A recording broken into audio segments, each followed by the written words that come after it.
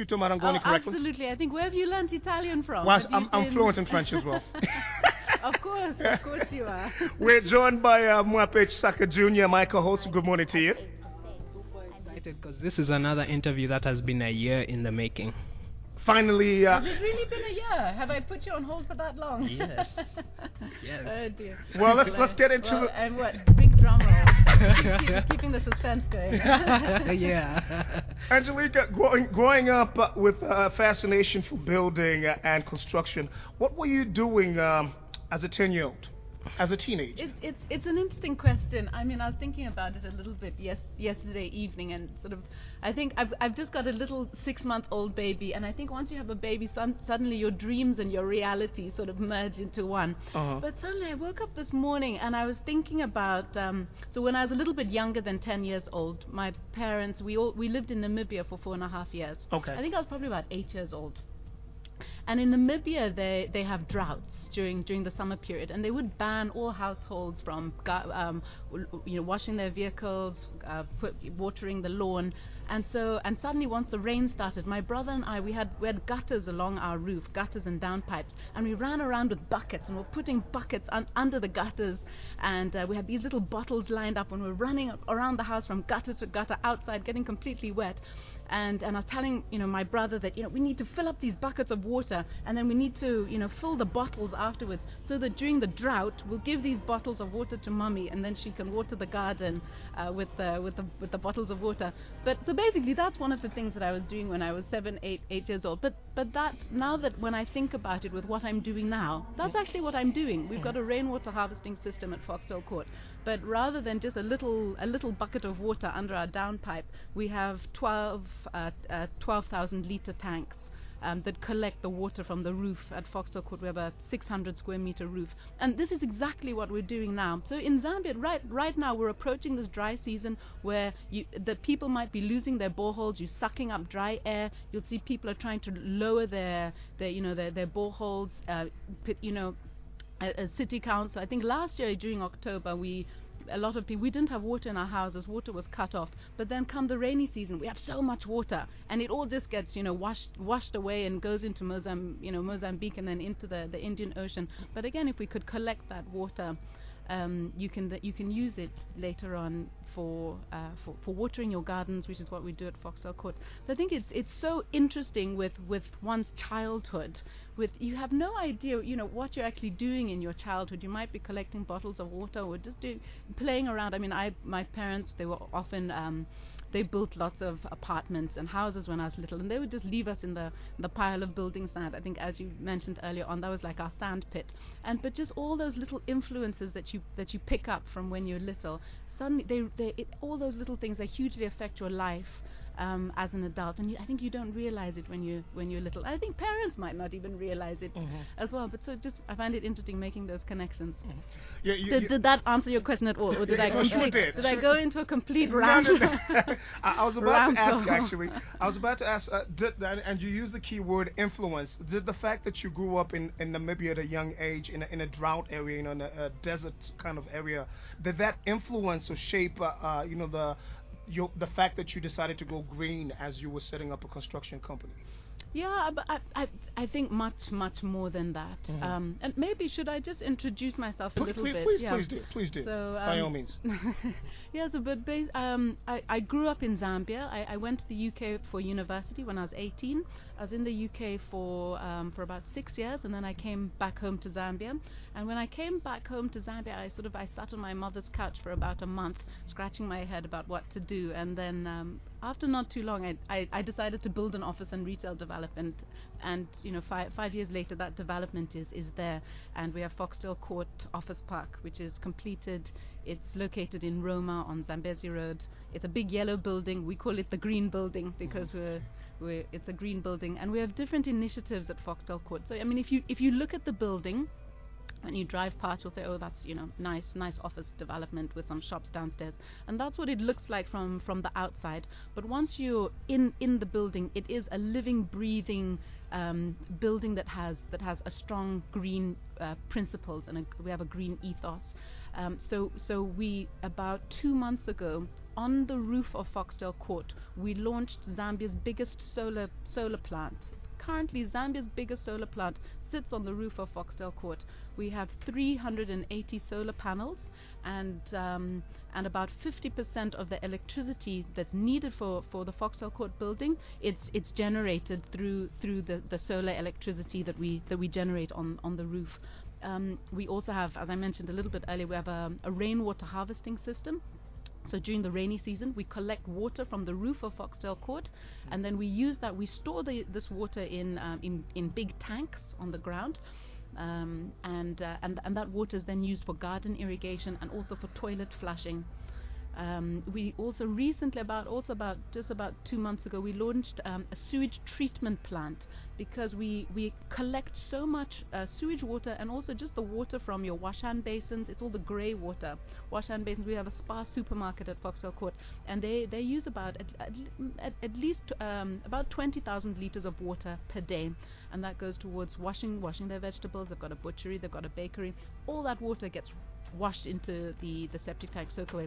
And we had a problem where we'd have to pump out our septic tanks and soak away, mainly just with water. You'd open it up, there's a few happy little things floating along the top, but most of it was just water. And we would have to get a truck in almost once a week to pump out this water, and then God knows where they're taking this, your sewage water to. But again, this is water in Zambia. We're reaching the point in time, October time. We're running out of water. So much of our water is used for garden irrigation. In households, I think it's about 60% of your water in a household is used to water the garden. So about 2 months ago, we've been working on it for about a year to plan and design a sewage treatment plant, and we finished it about 2 months ago. And so now we pump the water out of our honeycomb chamber at the end of our septic tank and soak away, and we pump it into two ground tanks, and we have a machine called an ozonator, and that pumps oxygen into the sewage water, which helps to break down the bacteria. And then we filter it through a chlorine filter, and then at night we sprinkle our gardens. We have some pop-up sprinklers. We sprinkle the gardens at Foxdale Court with our recycled sewage water. So now, I think one of your questions was, how are we cost-cutting with our green initiative? So basically now we don't need to get that big tanker in every week to pump out our sewage water and take it to I don't know, Auntie Margaret's or whoever, Auntie Mwape's farm somewhere, dumping it. We're hoping that they're probably taking it to the ponds. But again, what's happening with those ponds? We can use that water. We use it now for our garden irrigation. At Foxdale Court, we also have very special lights in the building. They're special LED lights. It's a 15-watt light. We fitted those lights about 4 years ago when we opened up the building. Now technology has moved on. You can get 3-watt, you can get 4-watt light bulbs. But still, when we opened the building, these were the things we were thinking about. Suddenly, fast forward to at least June last year, when we had that power problem. Suddenly, everyone's thinking about energy-saving lights. Our building was already fitted with LED energy saving lights. And we also have motion sensors, so be careful when you come to Foxdale Court. Now I'm looking at Foxdale in a whole different light. But what happens, people often go into the toilets, you're making a number 2 on the loos, and then the lights go out, but then if you wave your hand just above the ceiling, the lights will go back on again. So we have motion sensors in the toilets, so it means the lights they aren't running 24 hours a day. They're running when they need to be running, when somebody's doing their business in the facilities. So we have many different initiatives, and I'm so privileged to be on this youth radio, because this is what it's all about. We need to get our youth to come in. We do tours of the building. If you're a school, even individuals, please just come through, see our management office. We will take you on a tour to see all of our green initiatives. And then, one of our biggest green initiatives is our waste management area. So we do training with all the tenants at Foxdale Court on waste management, and in our office, and also in all the supermarkets and all the restaurants downstairs. If you enter, you'll find about 4 different dustbins. It's paper, plastic, cardboard, and food waste. And we we police all the tenants. Actually, we go around with our little police hat and our little siren. And green police. Exactly. There's green police and green champions. And we make sure that they're separating their waste. That waste then goes into our waste management area, and we have big containers where we put all the food waste separate from the paper waste, separate from all the bottles. And then we work with different recycling companies.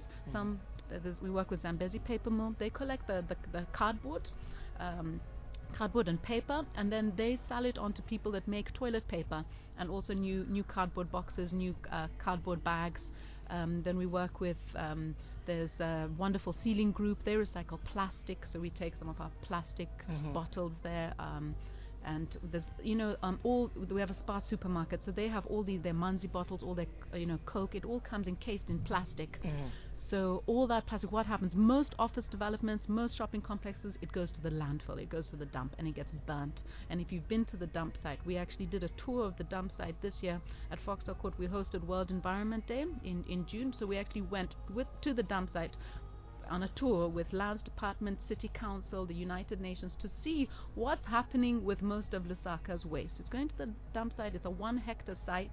It's being burnt. There's scavengers. There's young children going through, trying to rummage through to find the plastic bottles, because they can go on and sell these to like Wonderful Ceiling Group. There's Habib Enterprises. They all recycle plastic. But it would be much easier if it could be done from the source. So I'm now looking under your desk. I want to see how many dustbins do you have here.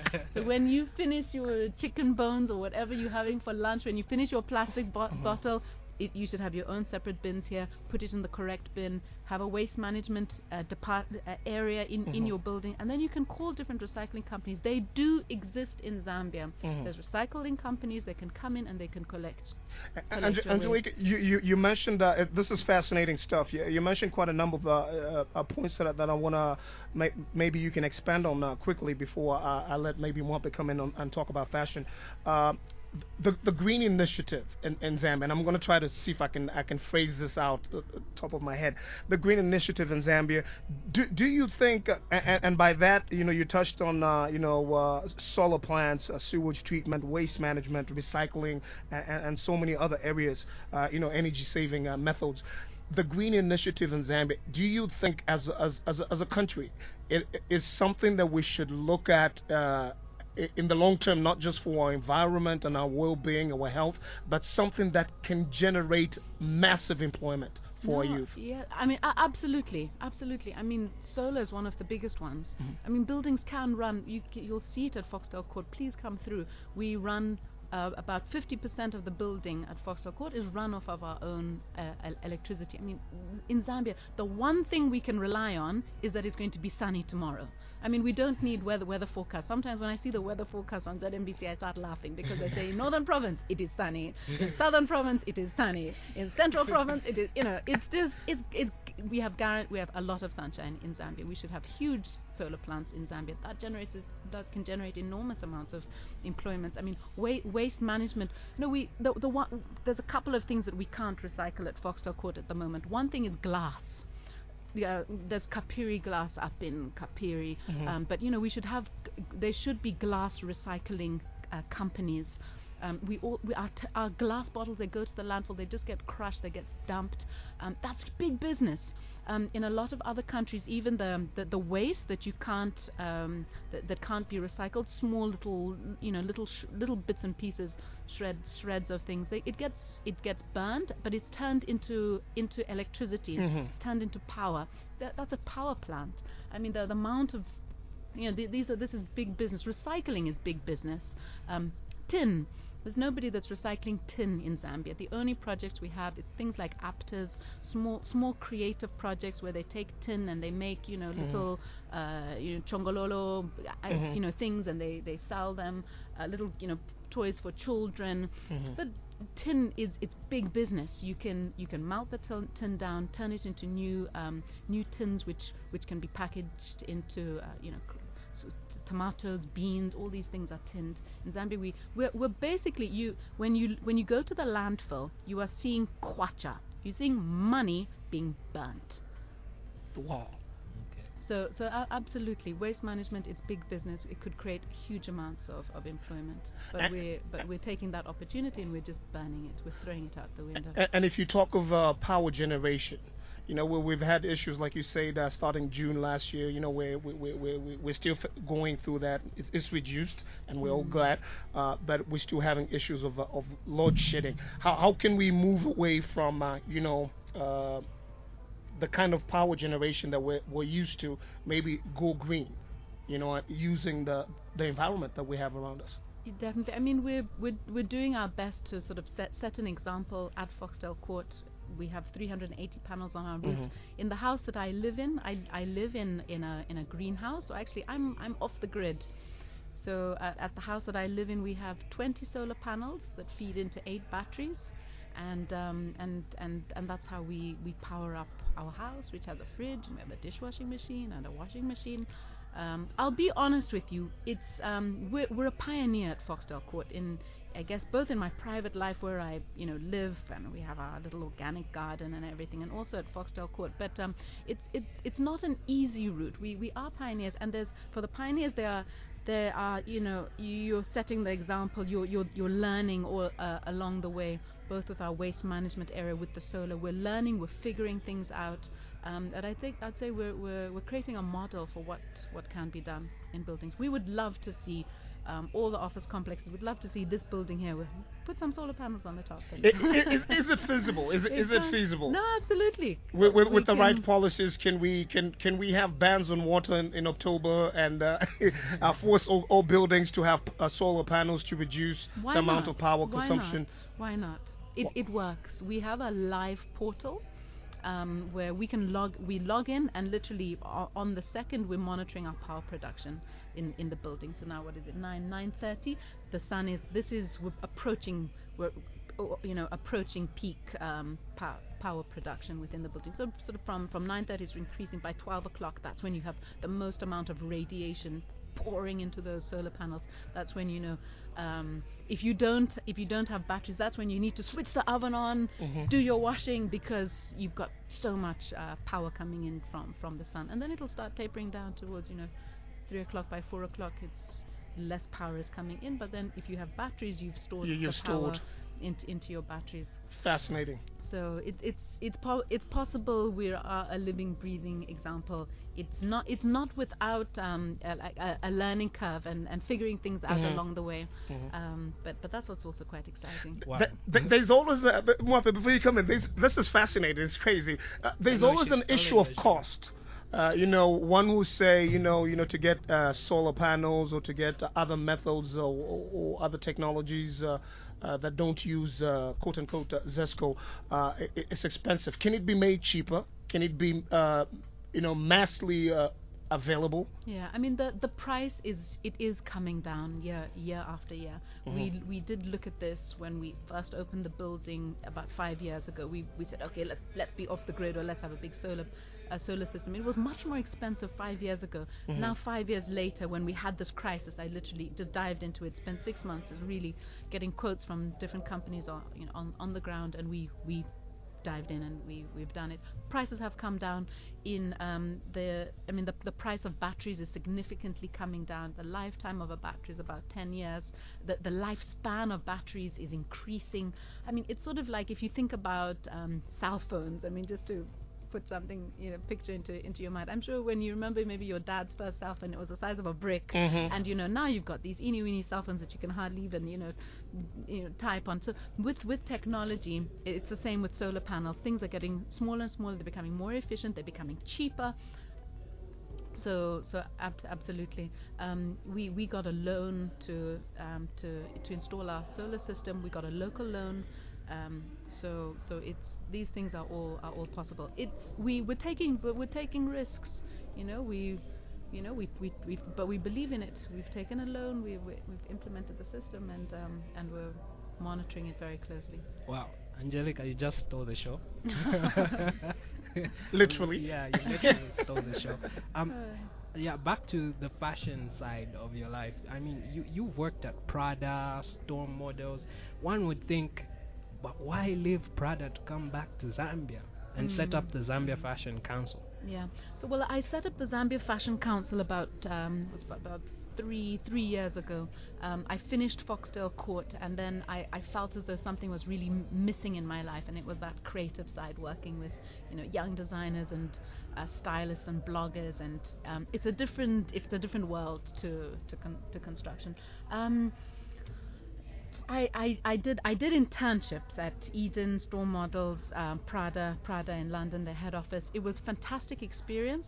I'm an entrepreneur. My parents are entrepreneurs, and when I grew up, I always knew that I was going to have my own business, that I was going to be an entrepreneur.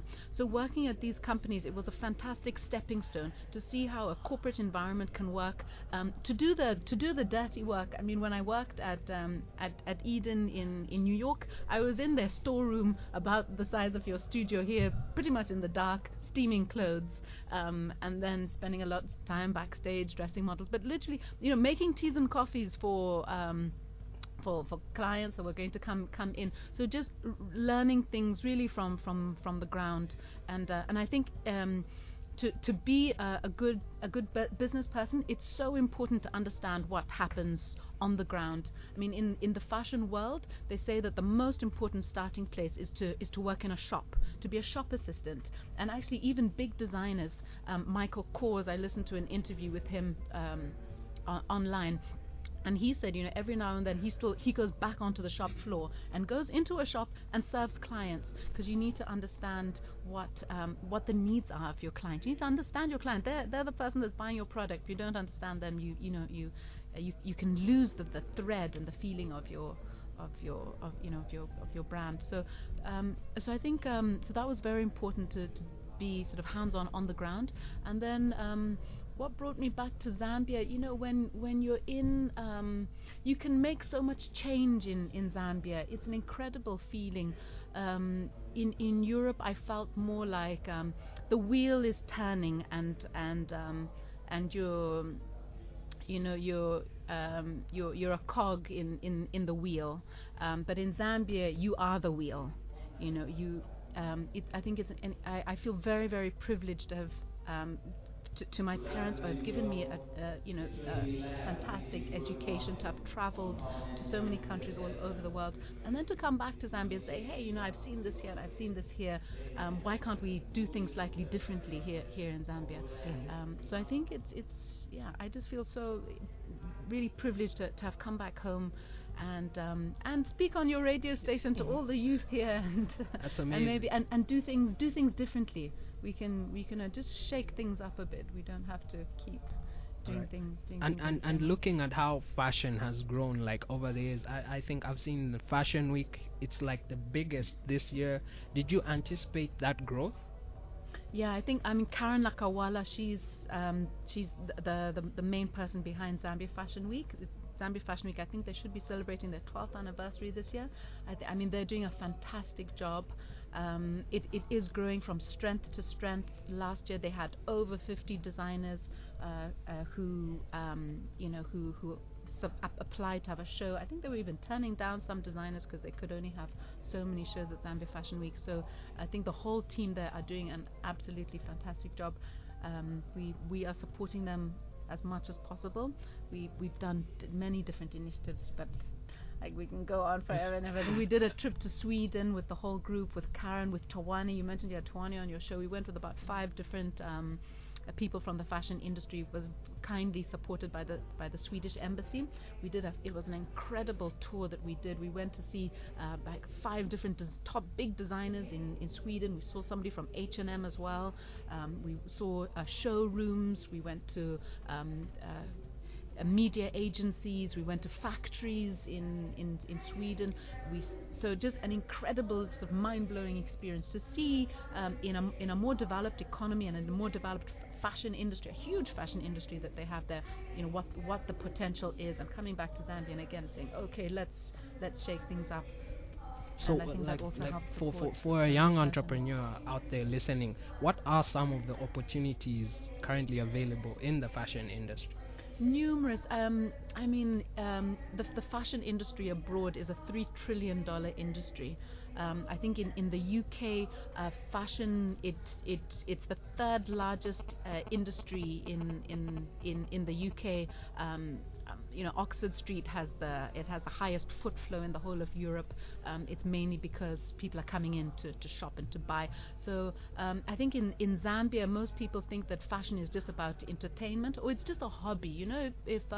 If you're sitting there with your daughter on the couch and says, "Oh, Dad, I want to become a fashion designer," I'd say, "Oh, no, go and become an accountant, and then you can sew in your spare time. Just go do a small tailoring course, and that's." Yeah. But so fashion is it's often seen as just a hobby or a small activity.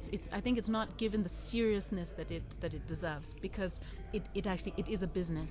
And that's the way in which we like to approach it from the Zambia Fashion Council. It's about a business, and it's about you need to be organized, you need to be on time, you need to you look at your cash flows as a designer. Prepare your collection, but think in advance about your fabrics. Are you able to who's your customer, who's your client? Approach it from a business perspective, not just from as a hobby. You're worth much more as a designer. Really believe in yourself, and don't just see it as I'll get my degree as an accountant. If you want to become a designer, it is a career path. You can become a designer, a blogger, a stylist, a visual merchandiser. You can go into textiles. The fashion is a massive industry, it's a massive business, and I think at the moment in Zambia we're just scratching the surface. So much more to I just want to put you on the spot a bit, just a bit. So you are a co-founder in a fashion buying house called Vala, which closed down. Can you give us some of the reasons why you think that happened? If I may, I want you to hold that thought. I want you to hold your thought, Angelika. It was a sad moment. But, I want you to hold your thought. When we come back, I also want us to touch on what exactly the Zambia Fashion Council does for the young designer, for the aspiring designer, or someone who has interest in fashion. What can you do for them? And also, you mentioned the importance of understanding your client. Maybe we can touch on that when we come back. Today on the Startup Hour, we're discussing creating a green and sustainable economy with Angelika Andersen, founder and managing director of Foxdale Court, co-founder and chairperson of the Zambia Fashion Council. We'll take a short break. We'll be right back. The Startup Hour, giving entrepreneurs education, motivation, and inspiration from successful entrepreneurs from all corners of the country. Welcome back. If you're just joining us today on the Startup Hour show, we discuss creating a green and sustainable economy with Angelika Andersen, founder and managing director at Foxdale Court, co-founder and chairperson of the Zambia Fashion Council. Angelika was born and raised in Zambia to a Zambian mother and Swiss father. Angelika grew up playing in a heap of building sand and river sand, which from an early age spurred her interest in property development, construction, and interiors. Angelika is founder and managing director of Foxdale Court Limited, which is a property development, construction, and property management company. Before the break, Mwape, you had a question for Angelika? Yes, I did. So you were the co-founder of a fashion buying house, which was the only one in Zambia. So you bought outfits and designs from different local designers in Zambia, but then that closed down, and I was very heartbroken when I saw that. So please elaborate, what happened? Well, I'm glad to hear. Were you one of the buyers from Vala? Did you come in? Were you one of the sexy guys who wore the cool Chitenja bow tie? Yeah, definitely. Okay, no, but thank you. No, it was Vala was a fantastic little store. It was located at Foxdale Court. I co-founded it with my dear friend who I share a birthday with, who I absolutely love, Moo Mudenda. Big hugs and kisses to Moo. Vala, we did close it down. We ran it for a year together. It closed down, several factors, but on my side the main factor was I gave birth to a little baby boy 6 months ago. Congratulations. Yes, thank you. He's a luminous little man, smiling and wonderful little guy. And I was pregnant at the time, and at the same time we had a crisis in the economy last year. We had a crisis from June. Things started stabilizing a little bit more from sort of, I'd say maybe January this year, but it was a very, very difficult time in the economy. and the main company that I run, it is Foxdale Court. My responsibility, we have other shareholders in the company. We do have very big loans. As an entrepreneur, I needed to focus. There was too much going on. When that crisis hit, we had, from one day to the next, we were running on 50, the generator was running on 15 hours a day. A generator is not actually supposed to run on 15 hours a day. A generator is a backup generator. It's when you have backup power. 15 hours a day is almost, that's half of the day running, even more than half the day running on a generator. So it went from one day to the next. I was also pregnant at the same time. If you've had a child out there, you know how it's also a huge change in one's life that's taking place.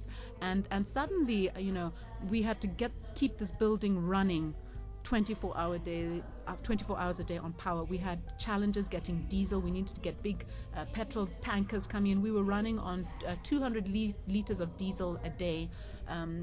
We then had to put in measures of who's going to pay for this extra diesel. So we had to sit with our tenants and discuss with that. Then we had the collapse of the kwacha.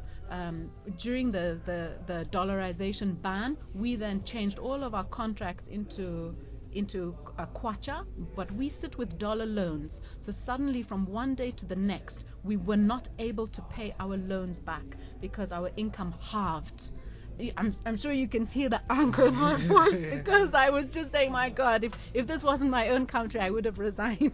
Honestly, I was, to be very mild, I wasn't very happy with our government at that point in time. Yeah. But it was a very, very, very difficult time, particularly when you're trying to hold. We have about 60 employees between our two companies, Foxdale Court and Foxdale Estate, to keep everyone employed, keep paying the bills, keep paying our loans.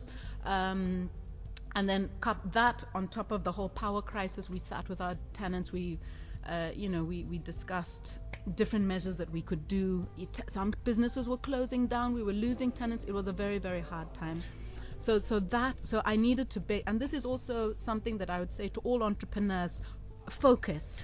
And at that point in time, Vala was my hobby, it was my love. I would go in the middle of the night and change all the curtains, the windows. I'd do my window dressing. I was like, they used to call me the elf that goes in the evening and change things around. I loved it. It was a passion. But when in that situation, I suddenly needed to say, hey, I need to. My responsibility is to these 60 employees that I have, and we have big loans that we are paying off, and to my shareholders at Foxdale Court. So that combined with this little man entering the world, and you're more tired when you're pregnant. You're growing a human being inside your body. I also needed to rest a little bit more. I'd get a bit more tired during the daytime. So all those different factors. But I'd say one of the biggest factors was also the economy, which it drained. My God, I mean, I'm sure you've seen so many companies close down during that period, and we were just doing our best just to hold the fort during that period. Prices going up, and so. Angelika, you've touched on an interesting point that I'm sure many entrepreneurs out there who are listening now can relate to. When you describe what transpired last year, how does one, whether you are in the business, you're in the kitchen and it got hot, and one who's aspiring to get into running a startup or running their own business, how does one remain in the game, remain in the kitchen, despite all the challenges that most entrepreneurs went through during that period that you described? Yeah, I'd say one of the I'd say focus. When I started Foxdale Court, when I started Foxdale Court, I basically decided to do Foxdale Court, and I didn't do anything else. That was it. I had once, as an entrepreneur, you sometimes try a few different things. I know when I first moved down, I actually bought some T-shirts from Tanzania. I wanted to sell T-shirts, and I started on my fashion side. I started a little crochet line. But once I committed to Foxdale Court, and I got a loan to build Foxdale Court, and my mum put her pension on the line. She put her pension as collateral, and she helped me with some some capital to start the building. After that, I then got further shareholders. But when you know, at that point I was committed to the project, and then I literally shut down everything else, left, right, and center around me, and sat and focused on Foxdale Court. And I would be there, the whole team's there. You know, I'd be there 7 o'clock in the morning. I'd roll call, with all the staff. Would work all through the day. Staff would knock off 17 hours, and I'd still be there in the office until midnight, sometimes 2 a.m. in the morning, back on site 7 a.m. in the morning, making sure that we got this project off the ground. And we did. We built the Spa supermarket in 3 months. We were given a very, very tight deadline. You said you had Mr. Mark O'Donnell in Mr. Mark O'Donnell. We had a little deal, you know. He said, look, the supermarket needs to open before Christmas this year, and I said it's going to happen. And we had 3 months. They signed the lease agreement quite late, and we made it happen. But it's that aspect of focusing and just being 110% on that project and just knowing it inside out. So I'd say as an entrepreneur, I mean, I didn't study construction. Yes, my parents had built houses. They were all, so you know, I was exposed to it. But I'm not an engineer. I'm not an architect. I studied business administration, and then I went on to study fashion. So professionally, I'm actually what I know is fashion professionally. But I came down and I said, no, I'm going to build an office complex. And so I'd say as an entrepreneur, as a young person who wants to go into business, you don't need to limit yourself. Really believe in yourself. You can do it, but ask questions along the way. I would go and sit with our engineer and constantly just say, you'd say, you know, you need to put your feeder pillar here. What's a feeder pillar? What, you know, oh, okay, Angelika is, you know, asking questions again. You go get the catalog. Okay, this is a feeder pillar. So, you know, you can surround yourself. Try to find people who have more knowledge than you do. Find a mentor as well. Whether it's your father or whether it's an uncle or whether it's you know, the CEO of a company, find somebody who you can bounce your ideas off with, and then believe in yourself. Ask questions. Don't feel afraid. It's the clever person who asks the questions. And you learn and you grow from asking questions, and then focus your efforts and do one thing and do it well. Once you finish that project, so when I finished Foxdale Court, then I said, I really feel something is missing in my life. I want this creative side. Then I said, okay, then I started the Zambia Fashion Council. I opened Vala. We sort of looked into different areas, but prior to that, my 101% focus was Foxdale Court. So I'd highly recommend that. And another point you touched on is, as a Zambian entrepreneur, getting loans you know, be it local loans or foreign loans. How do you juggle that? And then, you know, running a business with and facing some of the challenges that our economy went through. How do you pull out of that, you know, unscathed? Yeah. So when you start in a business, and they say this, you know, in all. If you speak to people, you know, where access to finance, how do you get your money in Dalama, which is always the problem in Zambia. Yeah. So it comes down to, when you start, it's down to friends, fools, and family. And I was very, the very triple S. Exactly. And unfortunately, that's what it comes down to, and that's what it also came down to for me. My mother came on. I said, "Mommy, I want to build an office complex." Okay, fine. She helped me put her pen. So be if you're a youth, be good to your parents. Be kind to them, and also parents, believe in your children. Believe them and support them as much as they can, because they will go far. My mum helped me with a loan once. That helped me build the building to a certain point, and then at that point, my husband also came on board as a shareholder. And then we now sit with four shareholders, but it is friends, fools, and family who will first believe in you. So the first Foxdale Court, we built it in 2 phases. There's the Kenneth Kahunda building in the front. There's the Mama Betty building at the back. The first building was built completely with friends, fools, and family money, and but they're not fools today because they get their interest every month, and I repaid the loan back to my mother. So they're all smiling. Then for the second building, the bank had then seen, okay, we've seen a success story. We've seen a building. We opened the building with 80% occupancy. And that was also down to me. I would go with lease proposals. I would run up Godfrey Tower, go to every single person, every single company in that building, and the big sales lady, big smile, how are you, da da da, then the receptionist says, sorry, the managing director, he's in a meeting, and I would sit there for a while and wait to see the managing director to ask him, are you interested in coming over to Foxdale Court? This is what we offer. And I went to Mukuba Pension House. I'm sure I came to Lusaka House here, but it's really on the ground, running around yourself as an entrepreneur. Nobody else is going to do it for you. City council, when you need to get your planning permission, all of that. I know everyone in city council that this lady's back again. Go there, know the planners, get to know the chief, the head of inspection, make friends with him, be nice to people. People are also human. Be nice and talk to them nicely. How's your family? This, that, to try to get your planning permission through. But you don't go through an agent or anything. You're just going to pay high fees, do things yourself.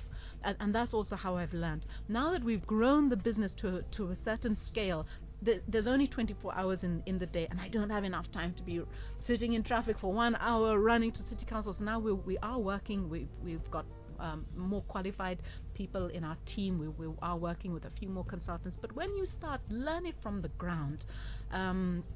When we first started Foxdale Court, the first car I bought was an Isuzu van, and we got our pickup.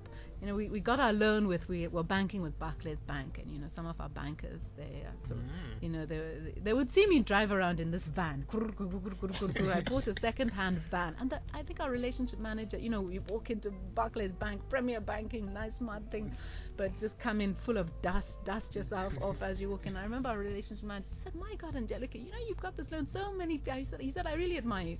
So many of clients, you see that they get a big loan, and then the next day you see them driving in a big Discovery or a big Range Rover. He said, I see you coming in here with your Isuzu van." And I bought a van. I bought a second-hand van. Bought it for 40. At that time, it was 40 million kwacha, 40,000 kwacha at that time. And I would go and buy all the building materials myself. I would go, the closest place, it was Garden Compound, so I'd go there to Divine Hardware. Then I discovered Yangtze Hardware.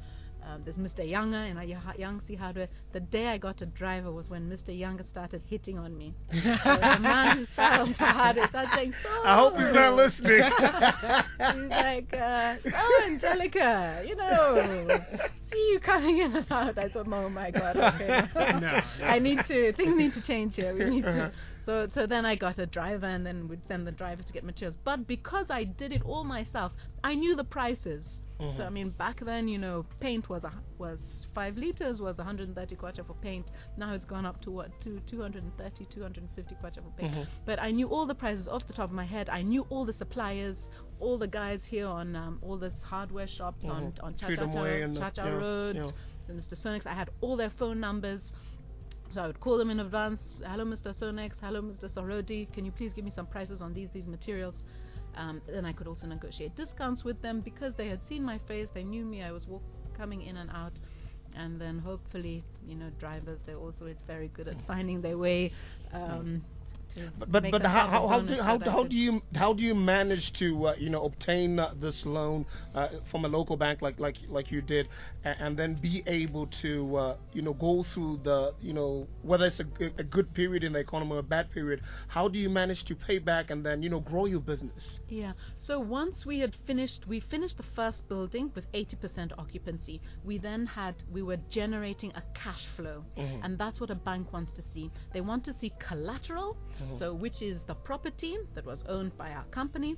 It was a building, so we valued the property, we valued the building. We got Knight Frank because we wanted a good reputable company to do the valuation. So they saw that, title deeds. Then they also want to see a cash flow. They want to see, how are you going to repay this loan? You're not just going to repay the loan just from a bare piece of a piece of land and a building. They want to see tenants in that building paying their rent timely. They want to see money coming into your bank account, a cash flow. which we had. We opened the building with 80%. I think 3 months after we opened, we were on 100% occupancy. So there was money. Cha-ching, every month end. Cha-ching, you go, you collect your check, you go, you deposit it. The bank manager saying, okay, I can see money coming into your bank account. So then you do your cash flows, you do your cash flow projections. So for the second building, we said, okay, we need X amount of money to build this building. And we did our cash flows. Okay, if we get a loan from the bank, they are going to charge us X percent.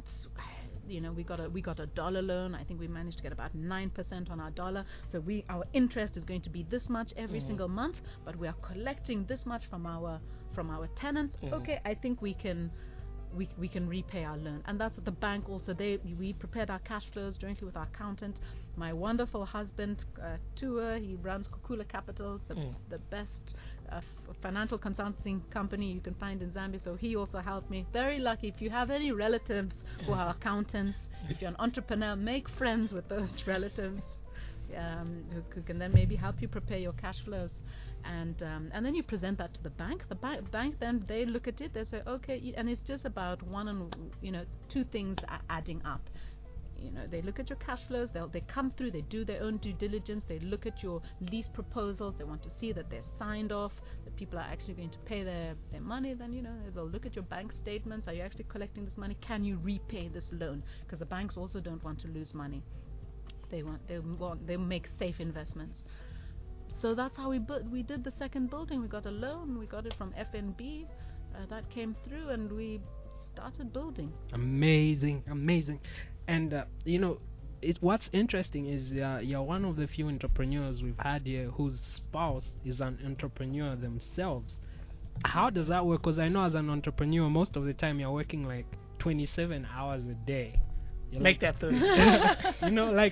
Even when you're asleep, your mind is just... No, that's right. It's crunching numbers. That's when you have the best ideas. Yeah, you wake up in the morning, or you wake up in the middle of the night with that. Yeah. And your spouse is also in the same position. I mean, how does that work? How's the work-life balance there?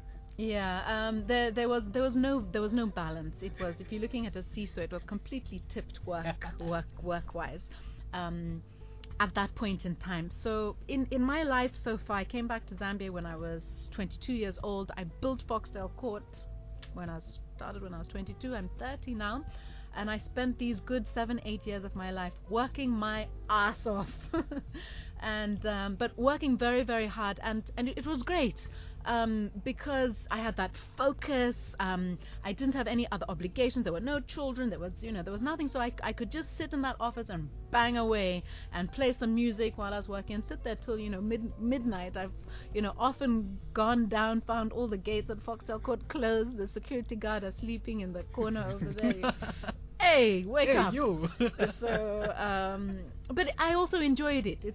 It's good fun when you've got that momentum and things are flowing and your phone is, my God, I mean, people were fright. Sometimes if I went into a meeting, I'd leave my phone with the receptionist. She'd say, oh, no, you didn't see her, frightened, because it would just be constantly ringing every 2-3 minutes. But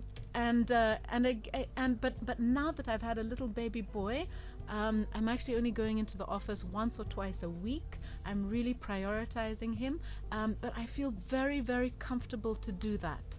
I feel I've blasted away in the work environment. I've built up a career. It's an exciting career that I've built up in the last 8 years, and now I'm very, very happy to be a mom. I love it. Just seeing that smile on his face, hearing his little giggle, seeing that the new little move that he does the roll. Come on, Eric, do the roll. He does his little roll. He does his thing. Then he does his. It's just so wonderful. Watching him and watching all those developments, that I feel like, and now I'm going for baby swimming classes, little splashes. I go for mums and baby. We chat about what to give our little baby to eat and all of that. And I feel I'm 101% in this mode right now, and I kind of see it maybe for another 7 years. I see that this is where I'm going to be. I'm in this world now. mums and babies and little ones and clean up poo and let me take you back but it is so important, I feel, to invest in your children, and I'm loving it. I enjoy it so much. So, and I feel I got so much love from my parents as well. And when it goes back to when we started this, when I was running around getting bottles of water, you know, it's all those experiences. I want to just love this little baby boy, and he'll go on, and when he's, you know, my age now, you know, he'll also be giving back to Zambia, to the universe. But invest in him now. So I'd say also, as an entrepreneur, as a female entrepreneur, I would encourage you. I think the way I did, I'm very happy with how I kind of figured this whole this thing out. But work your ass off if you want to have that career. Work your ass off while you have your chance. Once you have children, it is difficult to get that balance. I don't know if you ever get that balance. Yeah.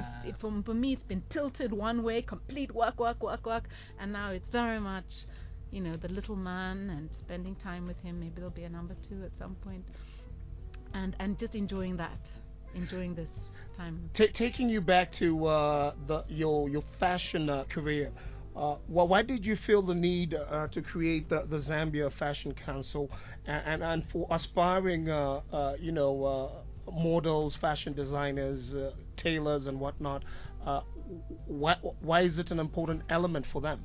Yeah, if it is. Yeah, so the reason why we set up, I set it up jointly with my colleague Moo, the Zambia Fashion Council.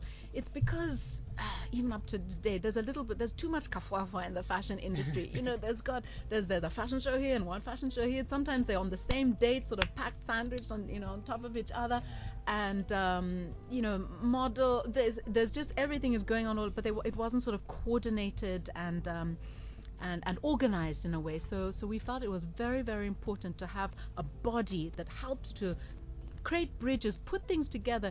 You'll find quite a few people are all trying to do their own fashion shows. Our philosophy was very much about bringing people together rather than having 20 fashion shows or fashion events during the year. Let us all support Zambia Fashion Week or one event and really make it a world-class event. So it's very much about bringing people together, communicating, and then our big focus was also on education within the fashion industry, because in Zambia it's just we're very much at the grassroots level with the fashion industry. It's hard to find a good seamstress, even a stylist, somebody that can do pattern grading, pattern cutting, and so it all, to build the fashion industry, it all starts from education. So we've had a very strong focus on that, and we've been doing master classes, seminars, workshops, and we've got the event that we organize on an annual basis. It's Fashion Day Out. It's actually coming up on the 29th of October this year. Fashion Day Out, please put it in your calendar. It's going to be a big event. We're actually hosting it at Foxdale Court. Maybe you can put 2 and 2 together as to call in a favor from the big brother there. But it'll be at Foxdale Court, which is a lovely venue, green venue. But there'll be pop-up shops in the courtyard area where you can buy all the best of the local fashion designers. There'll also be seminars and master classes. One very fun workshop that we're going to organize is the turban, those a headdress in Zambia. All the different tribes have these beautiful head dresses, and we'd like to we're looking for. So also, please let us know if you know how to make a headpiece. We are looking for somebody who can do a workshop to teach us how to make all different headdresses. And it's also, you can wear it in a contemporary way. It's so much fun. You wear heels, you wear jeans, you wear a sexy top, and then you've got a beautiful. Yeah, I've seen like Mlenga Kapwepe. she's always pulling it off. Yeah, but you can do it in a really, really sexy way. So we need to learn all different headdresses from around the country. So please come through to Fashion Day Out, 29th of October. Put it in your diaries. Fantastic. Before we get to the bucket list, I know Mwape is itching to get to the bucket list. I just want to ask you one question, if I may. Earlier, you alluded to the fact that when you came back or when you were outside abroad, you always felt like you could come back and make some change in Zambia.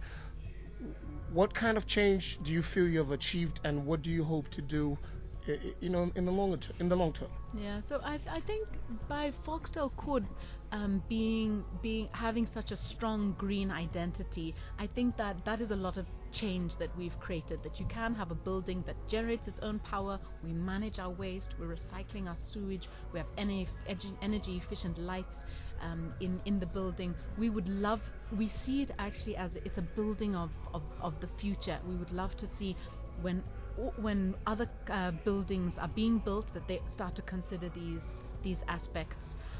That's a big area of change. We also created, during our peak construction period, we had 120 members of staff employed. And that's the biggest problem in Zambia. Everyone's looking for Inchito. So now that the building is up and running, we have, I think the last count was 370 people in the building. Of those, I think there were about 150 new jobs created.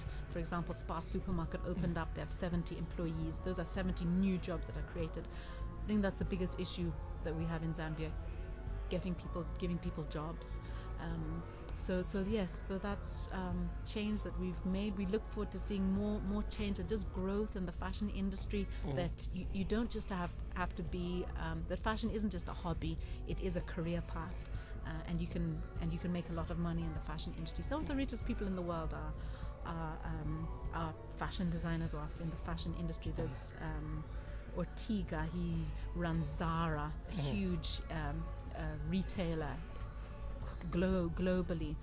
H&M. I think these are people who are on those, the Forbes rich list. And two final ones, if I may. Do you think that as Zambians we should be adopting more eco-sustainable construction methods? Yes, absolutely. And a small example is in the house that I live in. I did a big renovation to an old farmhouse, and in our floors we took glass bottles from Foxdale Court because we can't recycle them. We send them to the dump site. So we took them, we washed them, we crushed them, and then we used them in our floors. So we poured terrazzo floors in the house, and we put green glass and white grass crushed into the floors, and they're really beautiful. So looking at also like creative ways in which you can recycle and make it very beautiful. In the house that I live in as well, we're developing a green housing development. So I live on the first house on this development. It's called Foxdale Forest. There's a lovely forest in that area. But also we used as many local building materials as possible so that we can encourage more jobs. If we're buying local products, you're supporting Mr. Piri's business or people in our community. So all the doors and windows are local, and Zambia has some of the best wood in the world. We have beautiful rosewood windows, all made locally. Our tiles are also local. We've worked with a beautiful pottery company. And it is so expensive. Abroad, if you say I've got handmade tiles, oh my goodness, must have it's cost a fortune. But in Zambia, that's the beauty of Zambia. We have so many people that have the ability to do things with their hands. Things can be handmade. So we have lovely handmade tiles. They look like Italian tiles. When you come into our bathroom, but very, very rustic. We are very into like a rustic feel, and those are handmade in Zambia. But by thinking a little bit out of the box, we said, we want to find tiles. How can we get those locally? So we found there's a pottery company that were able to make them for us rather than us having to import. Zambia has beautiful marble as well. So our bathroom countertop, that's beautiful Zambian marble. Our coffee table outside on our veranda, it's a huge chunk of marble. Beautiful coffee table. But you can find fantastic materials locally, but you need to be a little bit creative. You need to sort of look out your window and see maybe that slate out on Leopards Hill Road. How can that be made into a gorgeous, either a table or fittings or so many things you can do. It's exciting. But again, with what people can do with their hands. So even in our house, I've made a lot of the chandeliers, light fittings. Work with a great guy from Garden Compound, and comes with his little samples, and to do that, I think that's also a privilege. A lot of people say, some people sort of run down Zambia. They're like, oh, you can't get light fittings, you can't get anything in Zambia. But what we can do in Zambia is you can work with people who can make things for you. And abroad, that costs a fortune. Handmade staircase, handmade, light fittings. So rather, let's focus on what we have in Zambia, and the. One final one before we get into the bucket list. We're running short on time. What is your advice to young entrepreneurs or aspiring entrepreneurs that are listening right now? Yeah. What are your words of advice, your words of encouragement? So many words of advice, but I think maybe earlier you were talking about drinking on your program. As I was driving, I was listening to your program on drinking. So I mean, I'm a very focused person. Some people call me a little bit too serious, but I also think if you really want to get something done, focus on what you're doing, and then also so just on your drinking thing, don't yes, work hard and play hard, but make sure if you want to succeed, you do put in those hours. That's what it takes. It takes putting in those hours. If you are just getting drunk and jiving down on Devil Street on a Friday, you can do it once in a while, but don't make that every single day. So focus and believe in yourself. You can do it. You can do it, and like Nike says, just do it. Sometimes you just need to dive in there and make it happen, and then listen to people, ask questions. And everyone can give you a little bit of advice. You can learn something from everyone, whether it's your housekeeper. I've learned so many things from my housekeeper, or whether it's from an engineer in a bigger company. There's something to learn from everyone. So listen, and then also be humble.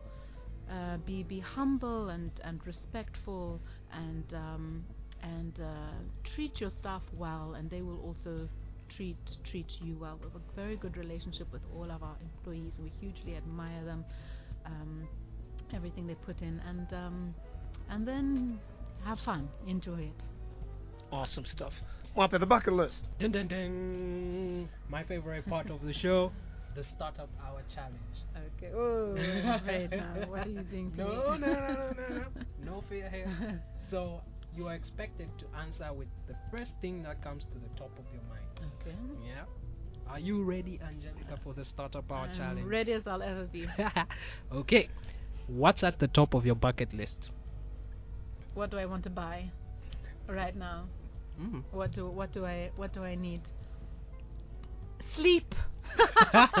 Nice one. I've got a 6-month-old baby, and there's one thing that he's keeping me very, very busy in, walking around singing to him in the middle of the night. So if I could get some sleep, a full night of sleep. Ooh, there's nothing better than that. If you were on death row, what would your final meal be? Okay, that's an easy one. So I hope I'm never on death row. So I'm vegetarian. I love salad. Give me nice organic salad grown from the garden with grated beetroot and carrots. For me, that goes down. What are you most grateful for? So grateful to my husband, to my little son, to my family, to my mother, to my sister who's currently living with me at the moment, helping me with my little son, my parents-in-law, my mother, my father, my brother, to our family. Okay. If you could live forever, how would you spend eternity? Right now, it would probably be just sitting on the swing with my little son, making him giggle. I love listening to the sound of his giggles. Okay. What's the worst advice you ever received? Oh, that's a tough. Eat. Oh dear. I think my dad told me to eat meat, so I'm vegetarian, so I didn't listen to that one. Okay. If you could have dinner with any one person, living or dead, who would they be? I would love to meet Natalie Massenet. she's the head of the British Fashion Council in England, and she set up Net-a-Porter, and she's a female entrepreneur, and that's somebody who has been sort of from a distance a mentor. You know these stalkers. I stalk some entrepreneurs through the internet to read everything about them. It's my job, so I know. So Natalie Massenet, she's an inspiring woman. Okay. To put a huge online. What book has influenced you the most? I did read Richard Branson's Losing My Virginity when I was maybe 12, 13 years old. Great book. And that was a fantastic book, and amazing that he came to Zambia two years ago. Yeah. And so that was a fantastic book. What animal best represents you? Me? Oh, my husband calls me an impala. So I'm lean, quick, hop around. Okay. What advice would you give your younger self? My younger self. Maybe I could have had a bit more fun along the way. I'm quite a serious person, and my mom says that even as a little child, I always had this sort of serious face. So I'm very focused, but sometimes when I look back, okay, maybe I could have gone down to Devil Street that night and dived at everyone, but I would sit and drink water. So I think maybe have a bit more fun, work hard, play hard. Today on the Startup Hour, we were discussing creating a green and sustainable economy with Angelika Andersen, founder and managing director at Foxdale Court, co-founder and chairperson of Zambia Fashion Council. Thank you for tuning in to the Startup Hour show today. Angelika, it's been a pleasure having you in the studio this morning. Thank you so much. It's been indeed been an informative and insightful session, all rolled up into one. Catch us again next week, same time, same day, as we bring you more influential business and thought leaders. Be inspired, and remember, the only person responsible for Zambia's development is you. So what are you doing about it? This has been Startup Hour, bringing successful Zambian entrepreneurs, policymakers, and subject experts to share their stories. Startup Hour, in association with Power FM.